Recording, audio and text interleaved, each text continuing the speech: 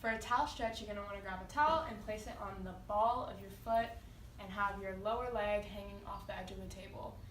When it's at the ball of your foot, you're going to pull back evenly with both hands to get a good calf stretch. And then if you want to stretch inward, pull with your left hand.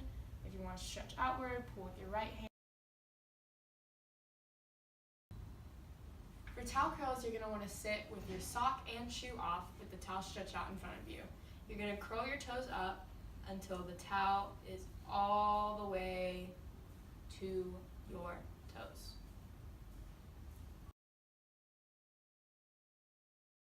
For ankle ABCs, you're going to want the lower half of your leg hanging off the table and your shoe off. And you're going to go through and draw both uppercase and lowercase letters with your big toe.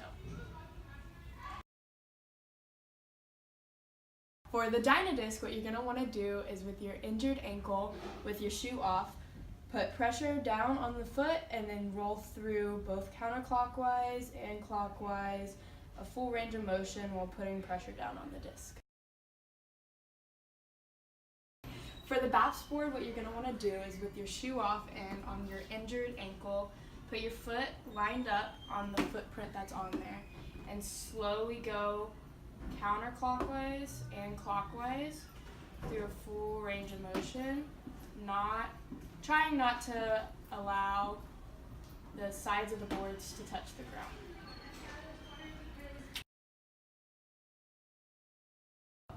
For calf raises, you're going to stand with your feet hip width apart and you're going to raise up onto your toes so that your heels are about 2 inches off the ground.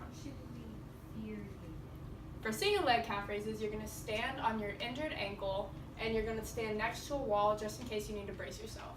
You're going to lift your uninjured leg off the ground and do the same thing. Or you could hold on to the wall.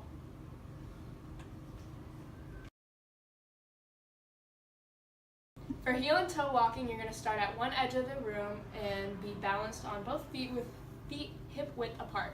You're going to roll back onto your ankles and walk across the room. And then on the way back, you're going to walk on your toes back.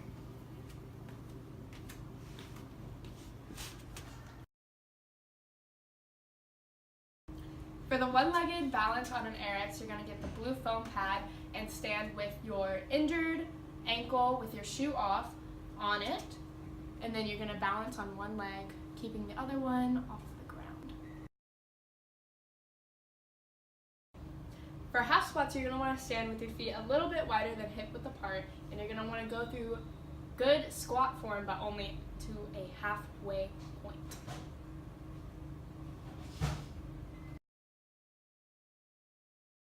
For lateral step-ups, you're going to stand parallel next to the board, and with the leg closest to the board, you're going to step up and push off the leg that's not on the board. And then for the same thing, go down in that same order. For Bosu ball squats, you're going to put the dome up first and get on it with your feet about hip width apart. You're going to maintain a balance between your feet and then go into a squat, maintaining good squat form. For Bosu ball with the dome down, you're going to do the same thing, flip it over, and you're going to get on with your feet about hip width apart, maintaining balance, and then performing a squat with good squat form.